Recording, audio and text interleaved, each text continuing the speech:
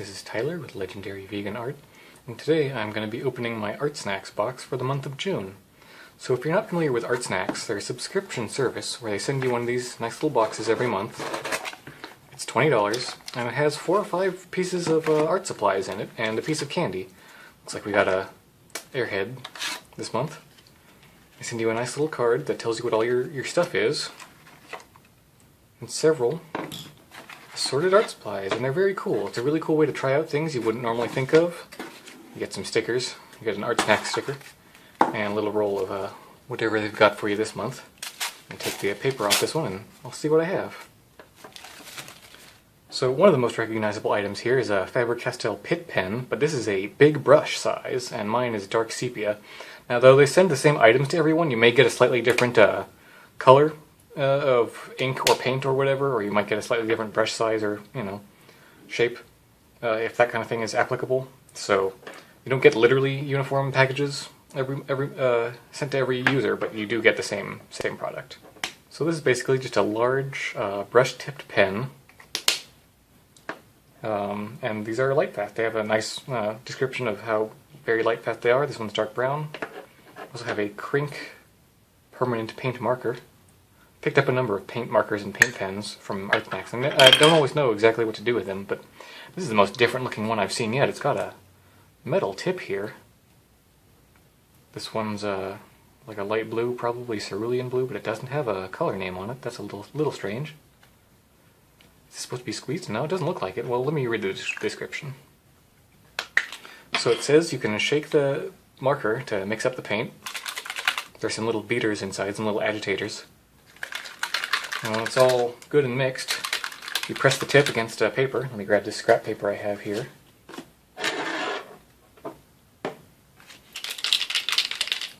One of my friends online is having a bit of trouble. Oh, here we go.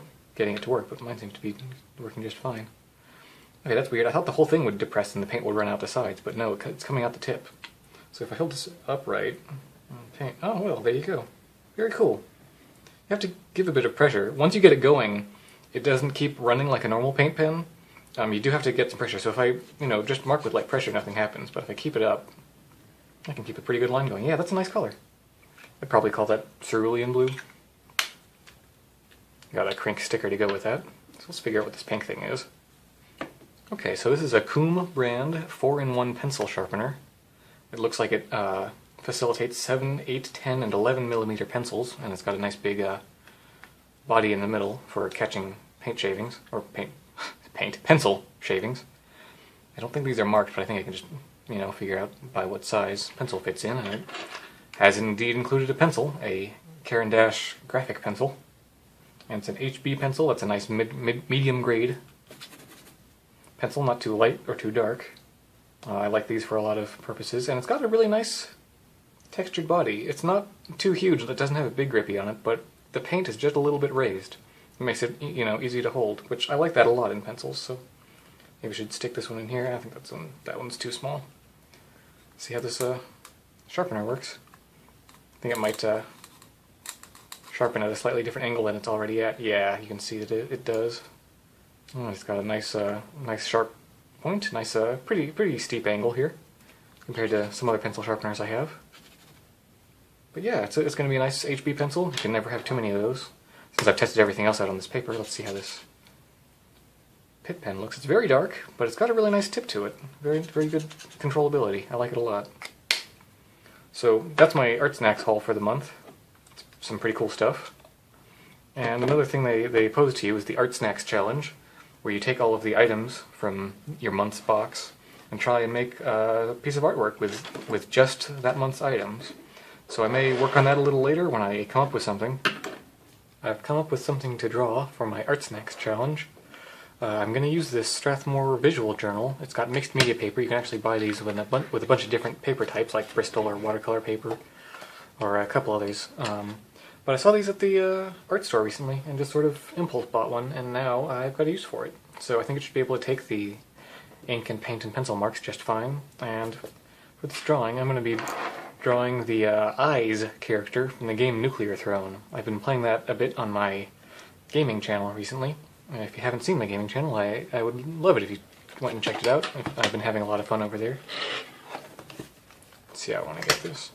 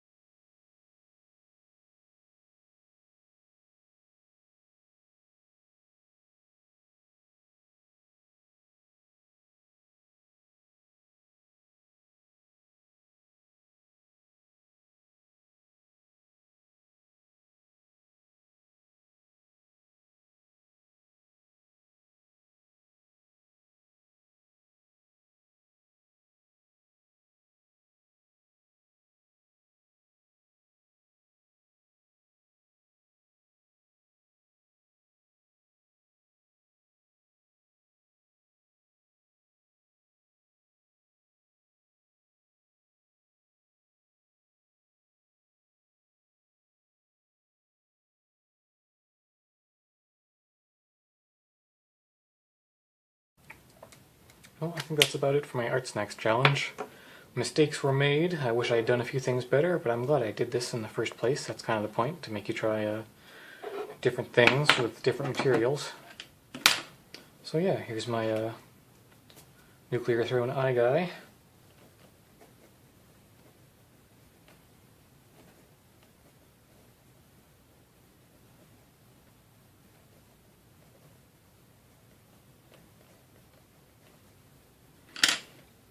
And there you go, my June Artsnacks challenge. Hope you enjoyed watching, and until next time, keep it vegan. Bye guys.